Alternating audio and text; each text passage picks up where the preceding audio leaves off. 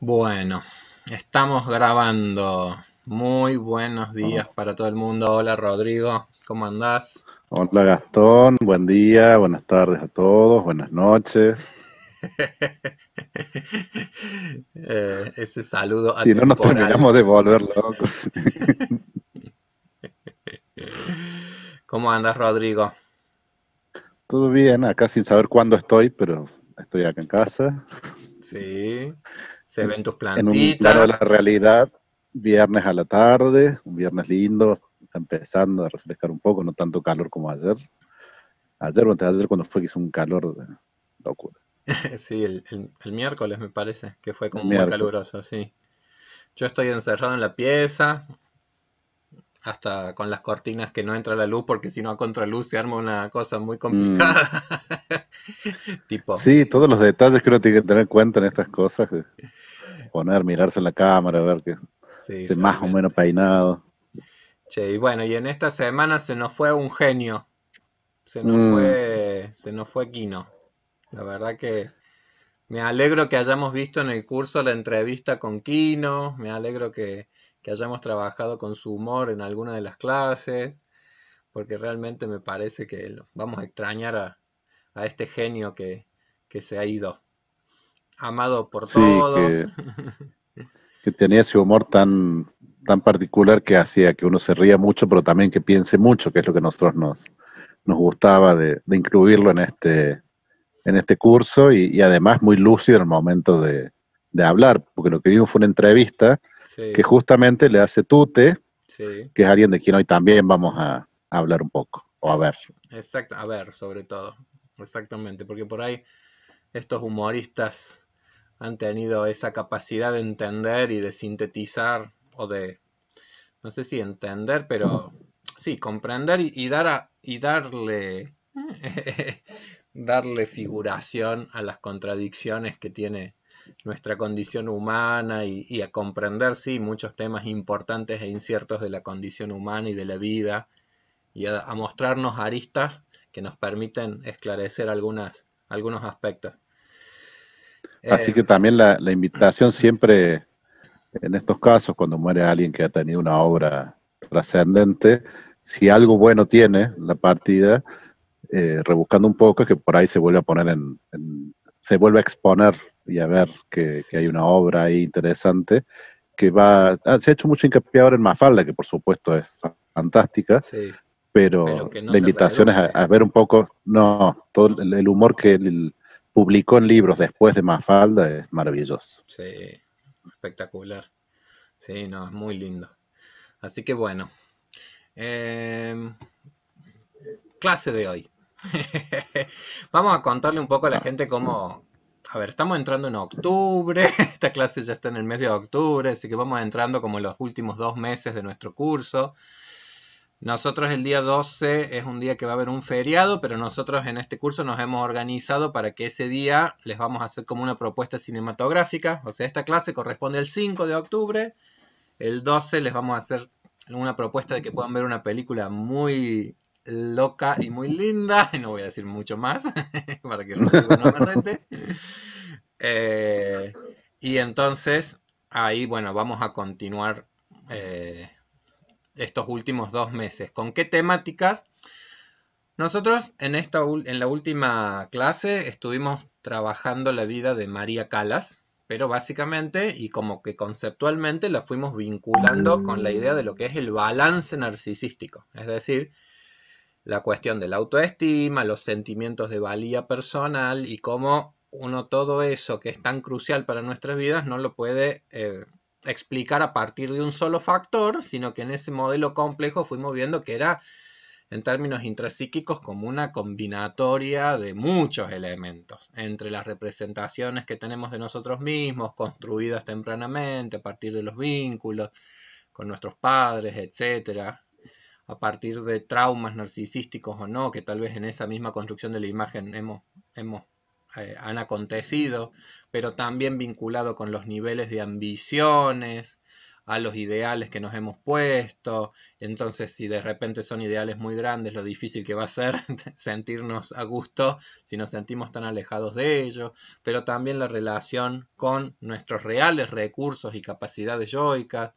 Y por otro lado, con la severidad o no, con la cual después nos evaluamos, nos criticamos o nos perdonamos y somos indulgentes. Es decir, vimos que efectivamente que el balance que era como un producto de un interjuego de múltiples factores. Bueno, pero nosotros también en ese mismo cuadro y al hablar del balance narcisístico, habíamos visto que además de esas dimensiones como más intrapsíquicas, o sea, más internas de cada uno de nosotros, otro elemento muy importante para el balance es las relaciones concretas, las relaciones, los vínculos reales que con el mundo y fundamentalmente cuando yo digo con el mundo me refiero a los vínculos con los otros, nosotros establecemos.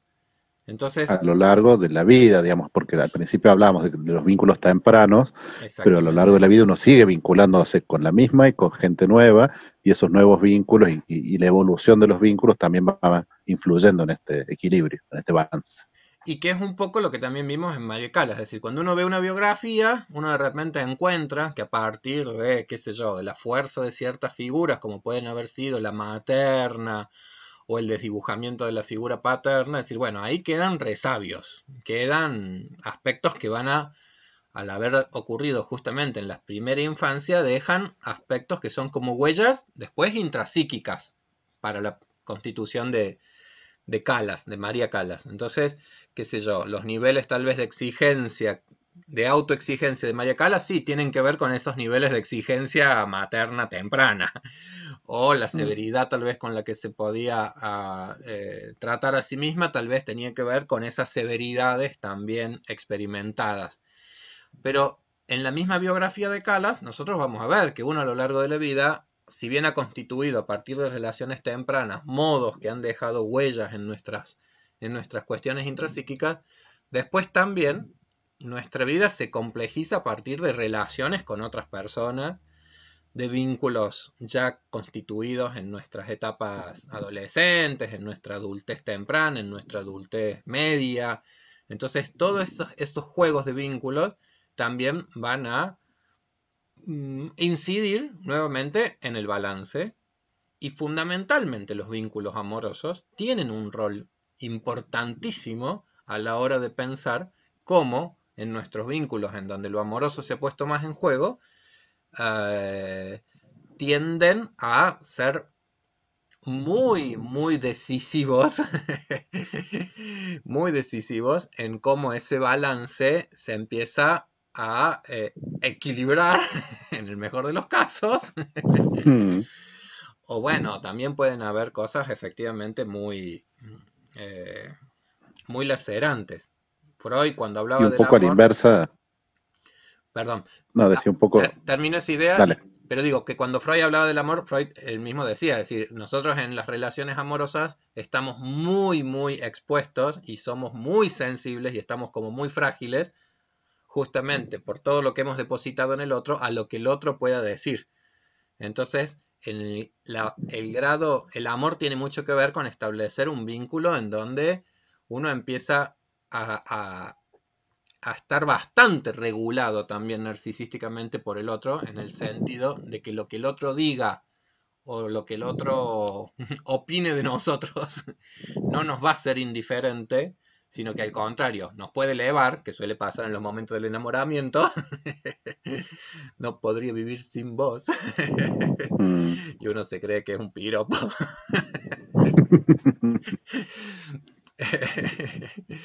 Y después, tal vez dentro de un tiempo, un poco como dice Tute, ya me estoy acordando de uno de Tute que lo tengo que decir. ¡Ay! ¿Cómo? No me di cuenta que se venía una cuarentena para alejarme antes de que nos agarraran.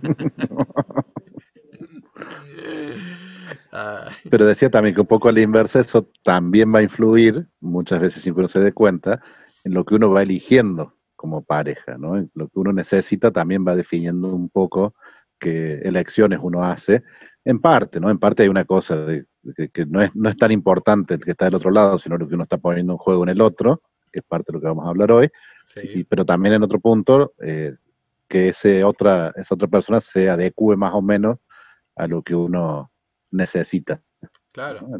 Que pueda cumplir esa función. Y viceversa. Es decir, que uno pueda llegar a percibir también qué requerimientos para el balance narcisístico uno opera en relación también al En el otro, otro. digamos, ¿no? Así porque Ujú, en algún punto creo que después las relaciones amorosas más equilibradas son justamente aquellas en donde logramos un buen aporte a los mutuos ujú, requerimientos de reconocimientos y de aportes narcisísticos para un buen balance de mm. ambos participantes de la pareja, como quien dice.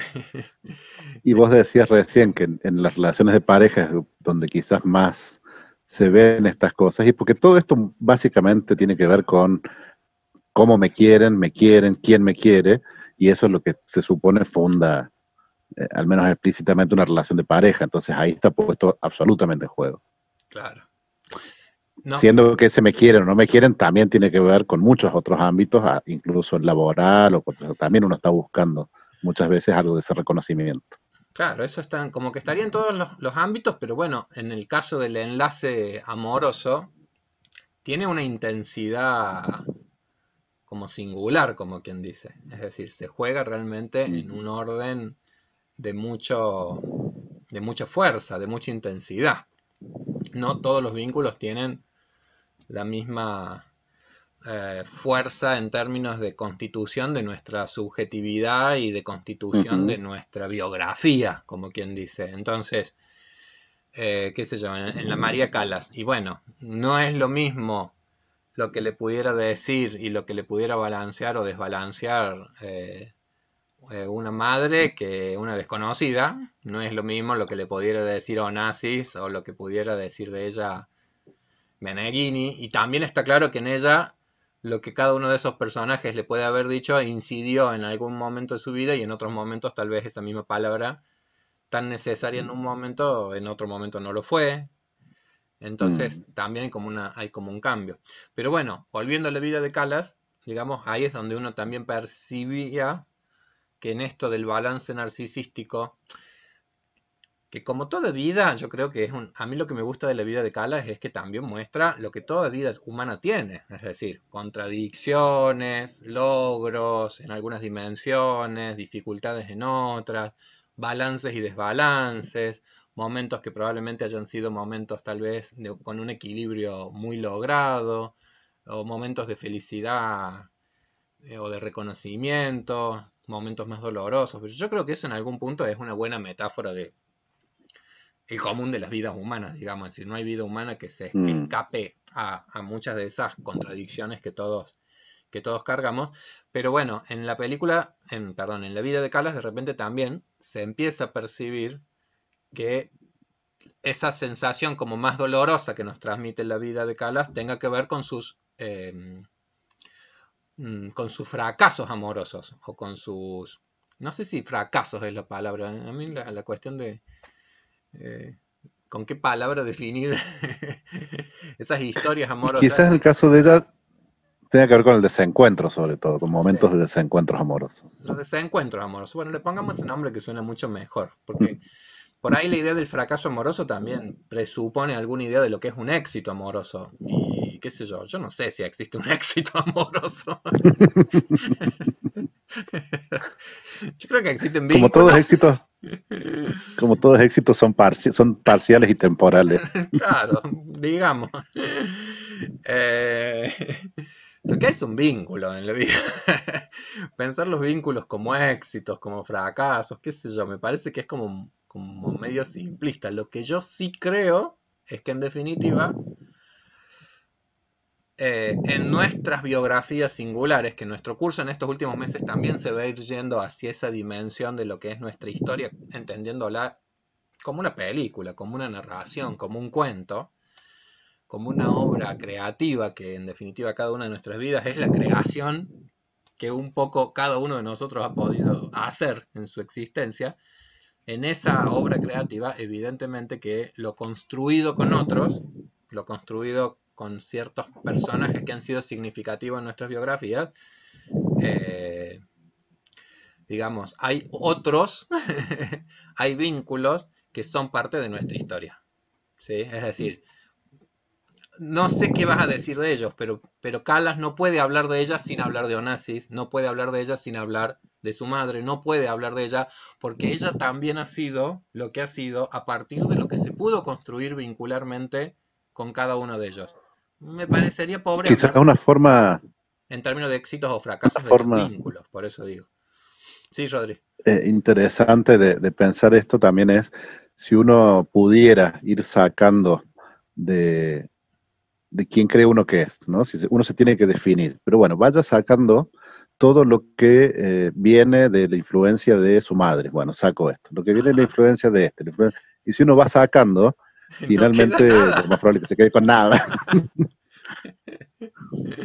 Claro, no Que de quedaría otra nada. forma también se ha pensado mucho de esto. Alguna vez se hizo un experimento, yo nunca terminé de saber si era un experimento real o ficticio.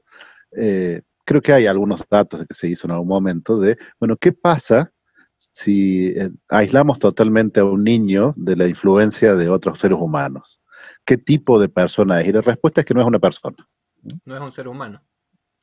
Ujú. Sí, sí. Bueno, los niños salvajes encontrados en Mm. Aveirón, la historia de Itar, bueno, van un poco por ese lado. Es decir, Sí, sí, hay algún rey, yo no me acuerdo, ya lo voy a buscar, pero que hizo el estaba experimento. interesado en realidad en el lenguaje, algo así como qué idioma hablarían las personas que no aprenden un idioma, y entonces trató de aislar a algunos niños y fue desastroso. Sí, fue un desastre. No, evidentemente estaríamos condenados a ese desastre si lo intentáramos. Bueno, entonces vamos a...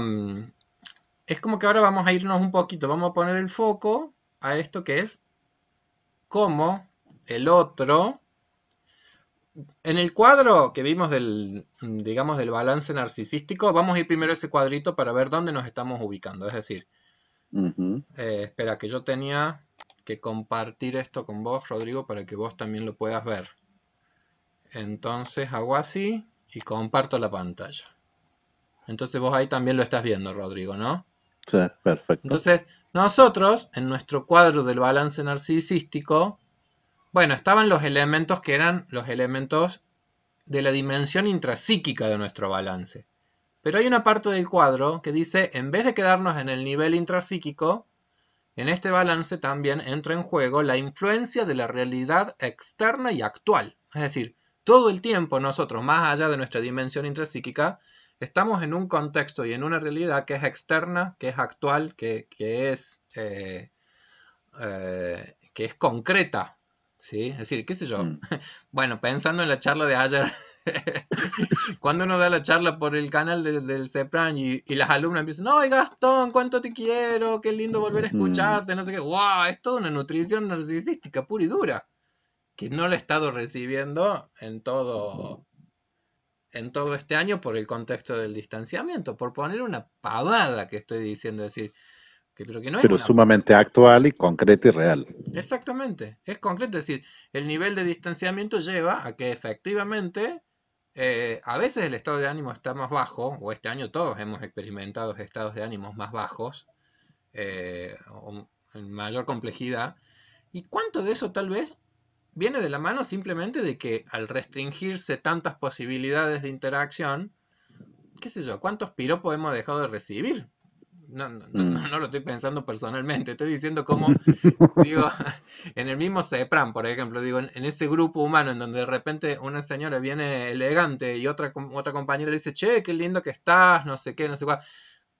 ¿Cuánto nos hemos perdido este año de esas cosas que realmente hacen al intercambio, a lo interpersonal, que son importantes en términos de la regulación también de nuestra autoestima? ¿Sí? Eso que charlabas vos también ayer con el Andrés, de que de repente uno anda en chancletas todo el día y qué sé yo, entonces Ni siquiera uno mismo al frente del espejo se, se Ujú. trata bien, como quien dice. Y bueno, y tal vez uno necesita simplemente estar cómodo y punto. Eh, Pero ahí justamente está el tema de cómo hay dentro del núcleo central del cuadro, como hay cosas que nosotros hemos hablado mucho, que son fundantes, pero a lo mejor estas otras cosas que parecen más triviales, más un comentario al pasar, van nutriendo, y justamente por eso es muy difícil por ahí darse cuenta de que cuánto uno se ha perdido, porque no es una, eh, además, digo, es más fácil identificar que uno extraña, no sé, a los hijos porque no los ha podido ver, o a los nietos, porque eso está claro, pero junto con eso también se han perdido o hecho más difíciles muchísimas pequeñas interacciones cotidianas que sumadas es una gran pérdida. exacto, sí. Bueno, entonces en este nivel de la realidad externa entran en juego justamente, acá está tan chiquitito que no se alcanza a ver nada, pero dice el papel del otro, el papel del Mm. otro, el papel de las circunstancias que la vida va afrontando. Y entonces nos vamos a detener en esa partecita, que es el papel del otro. Y cuando hablamos del papel del otro y la realidad exterior, estamos hablando de la dimensión de la intersubjetividad. Es decir, cómo también se produce un balance a partir de lo que se juega en la relación con el otro. Acá dice, antes de seguir quisiera destacar un hecho, dice Bleichmer. El balance narcisista es algo dinámico. No es, nunca, dice, nunca estable. Va variando de acuerdo a condiciones exteriores, al azar de los momentos de la vida de la gente con la cual interactuamos. Si tenemos la felicidad de encontrarnos, bueno, acá se pone muy técnico, si tenemos la felicidad de Mm. encontrarnos con una pareja cojutiana y somos del tipo de la personalidad de Vlad, que Vlad denominó anaclítica o Beck sociotrópica, es decir, sensibles a lo que los demás nos devuelven como imagen de nosotros, entonces quizás podremos ser compensados en el balance narcisista. Bueno, vamos a explicar un poco esa cuestión como técnica. Pero cuando acá habla de una pareja cojutiana, Kohut es un psicoanalista que hablaba justamente de la función de narcisización que uno hace con respecto al otro. Es decir, qué capacidad tiene uno justamente para sostener la autoestima positivamente en otras personas. Entonces, si una persona que es de sostener la autoestima a otros se encuentra con una persona que es muy sensible a lo que el otro opine y es muy dependiente de lo que el otro opine, estamos en el paraíso, como quien dice, ¿sí? Porque justamente se encontró Kiko con Kako, justamente se dio, como quien dice, el encuentro de personalidades que por ahí eh, me estoy riendo porque me estoy acordando algo mío, porque nosotros no somos ese encuentro con mi pareja, entonces cada vez que yo cocino algo rico, estamos comiendo, entonces yo empiezo, qué rica que me salió la comida hoy, ¿eh? Esto no lo tendría que decir yo. Hago mis reproches yo. Pero digo, será un ejemplo burdo, pero tiene que ver con eso de cómo en la relación hay veces que las cosas se dan como más naturalmente o más espontáneamente y se da la cuestión de la posibilidad de la alimentación narcisística de uno al otro necesaria y en otros casos no se da siempre. Pero al contrario, me parece que para nada es burdo, es sumamente eh, con muchos niveles ese ejemplo, porque una cosa es que uno espere algún tipo de satisfacción narcisística que lo levante y que haga valer el esfuerzo que uno ha hecho y lo que uno cree que ha logrado en relación a la preparación de esos alimentos. Ajá, Eh, si uno se mantiene, volviendo al esquema, en un ideal de que esta pareja tendría que ser perfecta y entonces yo tendría que recibir un esa es la halago y opción. entonces si no, entonces una alternativa es, entre comillas, educar a la otra parte, sugerir con mayor o menor nivel de sutileza qué es lo que uno está esperando para lograrlo. Esto muchas veces es un problema en las parejas Sí, porque se da esa paradoja de que yo espero que el otro me diga algo, pero no se lo puedo pedir, claro, porque espero que me lo diga por iniciativa propia, ¿no? claro, Y forma parte de esa idealización de que el otro debiera saber todo de mí, claro, debiera saber qué necesito yo, porque si no, quiere decir que no me quiere. claro, claro.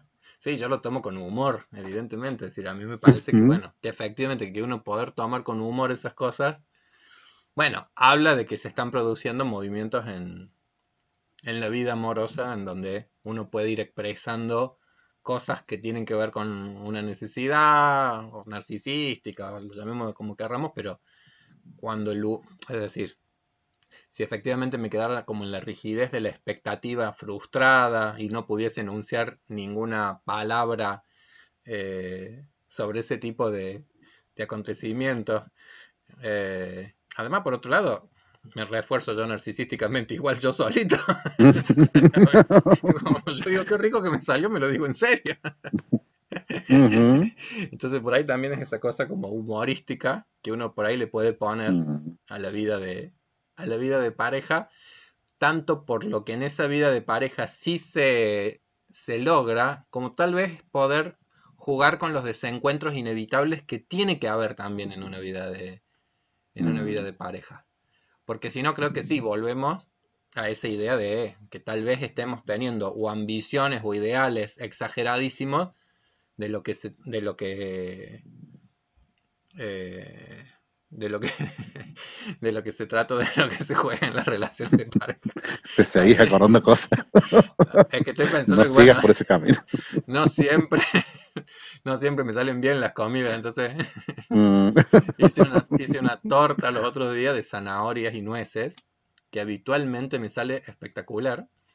Y la última vez, bueno, la última vez, cuando mi pareja lo probó, dice, esta vez estaba más rica que la anterior.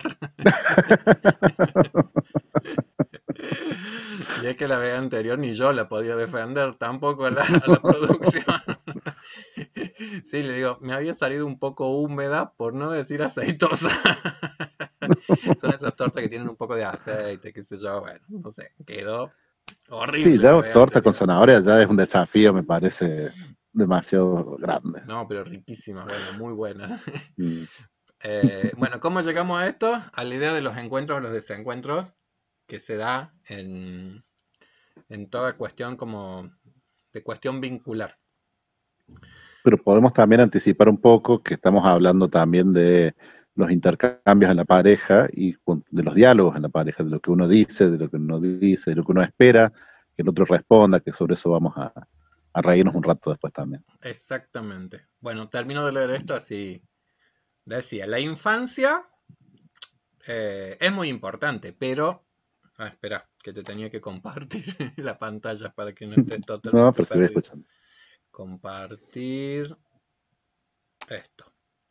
Entonces, la infancia es muy importante, pero lo que le vaya a uno sucediendo día tras día también cuenta, y a veces de manera decisiva.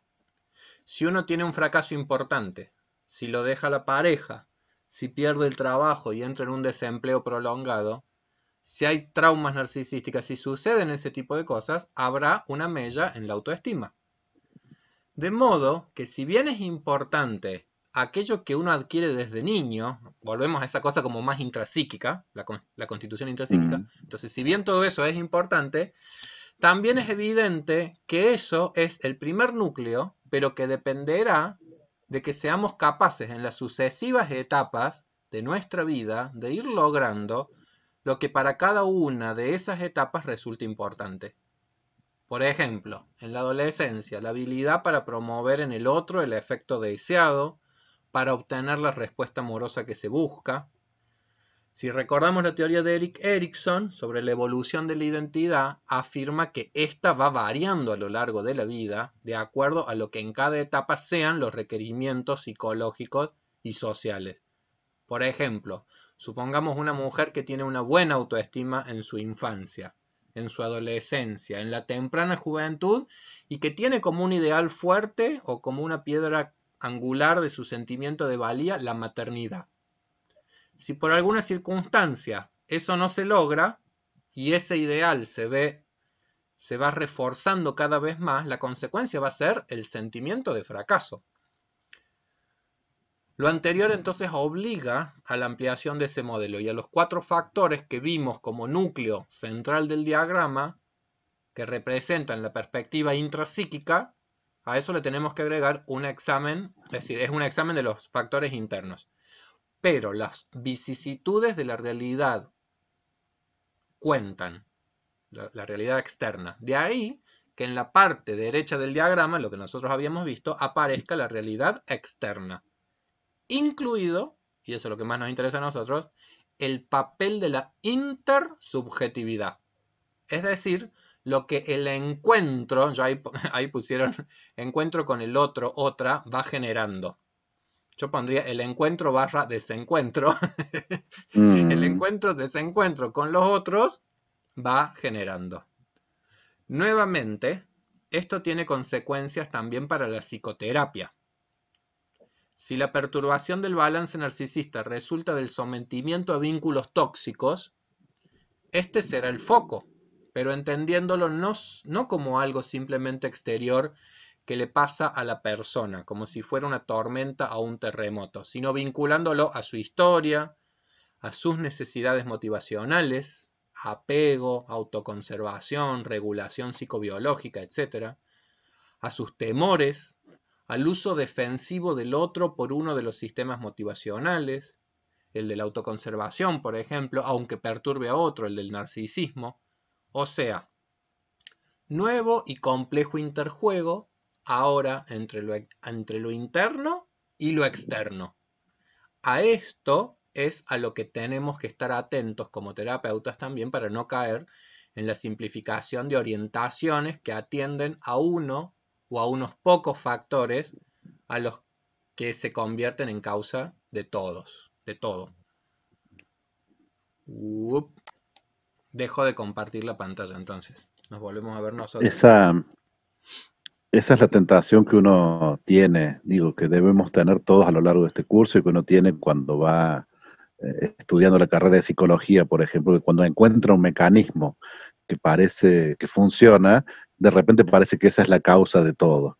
Y después encuentra otro, pero entonces este también explica las cosas. Y de repente, digo, a lo mejor pasaba que mientras íbamos viviendo este diagrama, y íbamos viendo cada uno de los componentes, uno se veía reflejado y decía, esto es lo que me pasa a mí, que tengo expectativas demasiado altas, o, no, me pasa esto, que mi criterio de evaluación de eso es demasiado severo, y ahora cuando estamos diciendo, bueno, pero de repente también aparecen los factores externos, uno dice, pero eso también. Y la verdad es que todo eso en realidad es cierto. El tema es que ninguno es, en esto último que decía Bleisman, ninguno de estos factores es falso, pero tampoco ninguno completa la explicación de por qué las cosas son como son o por qué uno es como es. Y en ese punto me parece que eso es lo más lindo de Bleisman, es decir, como una invitación a un pensamiento complejo. Es decir, para llegar a comprender algunos aspectos de la condición humana, no te podés quedar pensando unifactorialmente, no te podés quedar pensando de una manera simple las cosas. Hay que llegar a percibir paradojas, ambigüedades y contradicciones que son como inherentes a algunos aspectos de la condición humana. Y básicamente, yo por ahí también cuando leía y veíamos, bueno, lo intersubjetivo va a cumplir un rol importante en nuestro balance narcisístico. Entonces yo digo, hay que poner esa barra porque pensar que con los otros solamente se producen encuentros y no entender que también con los otros se produce justamente el desencuentro narcisístico, sería como una simplicidad. Es decir, nuestro balance está en relación intersubjetiva. Y la relación intersubjetiva no es solamente lo que nosotros vivimos con los otros, sino lo que nosotros vivimos contra los otros. Para mí es muy importante, como siempre, ponerle ese otra... ¿Qué es una preposición con contra? Sí. Nosotros no solamente vivimos con los otros, nosotros vivimos contra los otros. Me parece. Y ahí también es interesante que nosotros estamos destacando de Bleisman la apertura hacia la complejidad y probablemente él haya sentido cuando terminó de escribir este texto que había abordado la complejidad y de repente venís vos, lo lees y decís, pero todavía le falta una... y después sobre eso también se puede volver a construir, que es una de las cosas. Yo voy a aprovechar que él titula habla de este último fragmento de la psicoterapia para meter una cosita de la psicoterapia y vincularlo también con lo que se habló ayer en las charlas. Las charlas de ayer estaban organizadas alrededor de un texto de Freud que habla de estos verbos, ¿no? Lo imposible que es gobernar, psicoanalizar y educar. Y es un texto que se llama Análisis terminable e interminable.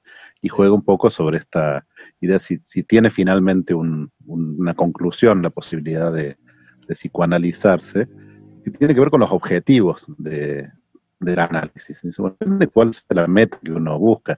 Yo ayer cuando charlaba con Andrés me acordaba mucho de lo que veníamos hablando acá en el curso respecto de los ideales y de cómo uno lo va evaluando. Pero me gustaba ahí también algo que ayer no surgió, que es que uno puede definir como objetivo de la psicoterapia, y yo creo que eso se puede ampliar también después lo ampliamos. El principio de la psicoterapia, no sé si la cura, la resolución de un conflicto, y los distintos autores van como eh, poniendo el foco en distintos posibles objetivos. Y hay un autor que a mí me parece muy interesante, de hecho, construye todo un pensamiento muy complejo, que dice, fundamentalmente lo que la psicoterapia o el psicoanálisis debe buscar es expandir la posibilidad de pensar, la posibilidad de poder pensar más, porque eso es lo que después va a servir de herramienta para cualquier otra cosa. Y expandir la posibilidad de pensar tiene que ver con aceptar la ambivalencia, la contradicción, es decir, la complejidad que implica que esto puede ser A y puede ser también no A, o puede ser A y anti-A, como vos decís, el encuentro y el desencuentro. Y me parece que en ese sentido, si bien este curso no es una psicoterapia, creo que también apunta a expandir las posibilidades de pensar y a que charlemos sobre, pero esto era así, pero de repente también puede ser de otra forma y hasta contraria, y convivir esa ambivalencia. Y cuando vos decías el pensar, yo pensaba como ese es el objetivo, porque el sentir lo sentimos todos. Entonces, las emociones humanas las compartimos. La posibilidad de reflexionar sobre ellas y de pensar sobre ellas les puede dar una complejidad que uno puede llegar como a vislumbrarla o como que uno puede llegar a percibirla de una manera que pueda llegar, como quien dice, a enunciarla o a narrarla, quizás, de alguna manera. Pero sentirla, la Sí, sentimos todos. sí, no solo podemos sentirla, sino que no tenemos otra posibilidad No que podemos no sentirla. sentirlas. Y a la vez pensar está bueno tener claro que son como dos niveles distintos. Sí, Incluso cuando uno piensa sobre lo que siente, tiene que saber que siempre hay también una refracción de vida, como la traducción, ¿no? Cuando uno sí. traduce un idioma, puede ser más o menos fiel, pero nunca es totalmente fiel. Y No, cuando uno es trata de una pensar sobre traducción. lo que siente, está traduciendo y por lo tanto hay también una nueva grieta por donde se filtran inconsistencias y volviendo a la posibilidad de que no hay fin, no hay Claro. una terminación de un análisis, de un pensamiento, de un crecimiento, de un proceso educativo, no lo hay. No sé si lo nombre, quiero nombrarlo, el autor al cual hacía referencia es Wilfred Bion. Solo Bion, lo sí. nombro porque es uno de mis Sí. ídolos. Bion, psicoanalista inglés, de la escuela de la Ujú. Melanie Klein también, digamos. Pero que sí, como que se... Claro que va a venir después de lo que nosotros vamos a ver después de esto. Es Sí, decir, de la se va a Melanie nutrir Klein. de lo que nosotros vamos a ver próximo, que es la Melanie Klein, que funda toda una escuela, y que además dentro del psicoanálisis hay como escuelas, ¿no? La escuela lacaniana, la kleiniana, y Bion hubiera estado muy en contra de que existiera una cosa como la escuela bioniana. Dice, no, cada uno tiene que pensar lo que piensa. ¿Cómo van a pensar lo que yo pienso? Che, bueno, mira, como vamos 38 minutos, ¿qué te parece que hacemos un poquito el experimento de ese chiste del me amas? Mm, Y cortamos con eso y después en la segunda parte de la charla le vamos con los agrupamos. otros Es decir, chistes. porque como nosotros hemos estado poniendo en el foco esta idea, espera que voy a compartir la pantalla, voy a ir acá. Como nosotros hemos estado poniendo en el foco la idea de que en lo intervincular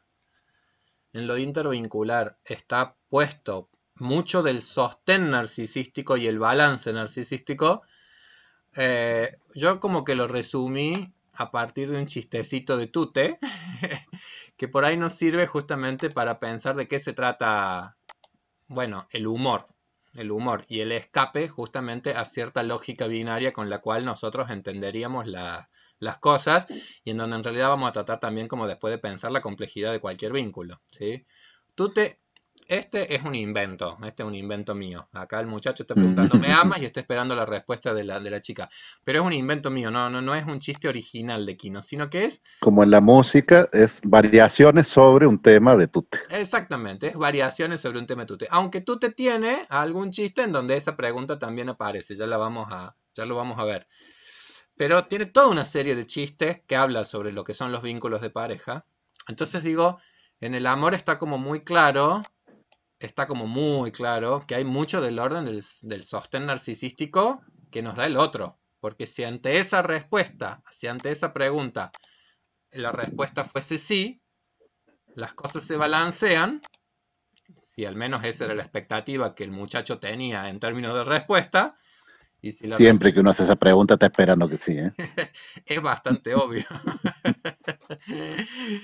Pero si la respuesta fuese que no, evidentemente que acá el daño narcisístico sería como muy grande, porque en definitiva el narcisismo también parece que en lo interpersonal, básicamente, hay que tener mucho cuidado las cosas que uno pregunta a los otros.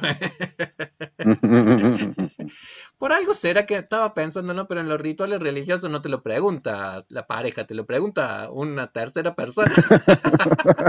Usted Nadie ama, corre el riesgo. usted ama a fulano, no sé qué, no sé cuál. Te lo preguntan en tercera persona. Mira vos, ¿por qué será? Bueno. Eh, y yo decía, un poco el humor pareciera ser que tiene que ver también con romper esta como dualidad que parecieran ser las únicas respuestas lógicas a una pregunta de esta naturaleza. Y cómo realmente la creatividad y el humor vendría justamente por incorporar cualquier otro tipo de respuestas a esa pregunta. En cuanto incorporáramos cualquier otro tipo de respuesta, empezaría a emerger algo más, bueno, subjetivo, porque diría mucho de quién está dando la respuesta, y algo más humorístico. Si me amas, entonces, mi respuesta, me acuerdo cuando la pensábamos el año pasado en el curso, era habitualmente más a la nochecita que a la mañana. Otra respuesta con cierta... Uy, espera que se cortó tu... Rodrigo, Rodrigo. Hola, hola. Uy, espera que se nos cortó la transmisión, Rodrigo. Ahí está, te volvemos a escuchar, Rodrigo. Estabas por decir Ay, algo. reaparecí. Sí. No, estaba diciendo que otra respuesta contundente, pero igual de ambigua es, ¿me amas? Y depende. Ahí habría que ser valiente para animarse a decir, ¿y de qué depende? Ujú. Eh, ahí yo las invitaría a cada una que pensara su propia respuesta, a ver qué diría, qué respuesta Hay pone. dos posibles pensamientos. Hay uno es qué pondría y otra es revisar un poco qué respuestas han tenido que no sean sí o no. Claro. Porque también a veces esto es muy claro y otras veces no, y como vos decías, depende del momento, de la valentía, de cuán fuerte uno se sienta, puede haber insistido y, pero bueno, pero depende de qué, o a la nochecita sí, ¿por qué? O, Bueno, entonces, bueno, vamos a hacer un corte en este punto y a la vuelta vamos a ver varios de Tute para seguir reflexionando sobre esto, de cómo en esto que es en el enlace intersubjetivo, bueno, cuánto hay de sostén, encuentro, de desencuentro para el balance que provee. Me quedé pensando también en la carta esa de María Calas que aparece en el video, cómo se hace evidente que hay un momento de su vida en donde el balance narcisístico viene muy de la mano de lo que se estaba viviendo en su relación con Aristóteles Onassis. Hay una de las Mm, cartas en donde es profundamente amorosa todo lo que ella narra, pero donde también se hace como muy claro lo que ella está necesitando como respuesta a una pregunta de este tipo. Y cuando mm. digo de este tipo, no me refiero a este tipo Onassis, Este tipo, sino, aún así, sino lo que está necesitando como cierta certeza a una pregunta como de esta naturaleza, si ella la enunciara. Pero que insisto, a veces que uno enuncia un tipo de pregunta de esta naturaleza puede tal vez tener que ver con que uno no está tan seguro de cuál es la respuesta que le van a dar. mm, Porque ciertas certezas sí, amorosas a veces uno ni siquiera se anda tomando la tarea de corroborarlas, como quien dice. no, pero también vale en esto que decíamos hace un rato, de los eh, pequeños estímulos narcisistas que uno va recibiendo por ahí sin darse mucha cuenta. A veces, aunque uno sepa, también es importante volver a escucharlo y reafirmarlo, aunque Sí, no sí. tenga cierta certeza, también es lindo que te digan que te quieren. Sí, yo a mi nena le pregunto. Además de Mm, decirle, yo te amo, yo por ahí le digo, ¿vos me amás? Sí, papá, me dice. Ah, mm. bueno. Bueno, aprovecha ahora, más adelante no te va a convenir hacer esa pregunta. Que Más llegada a la adolescencia.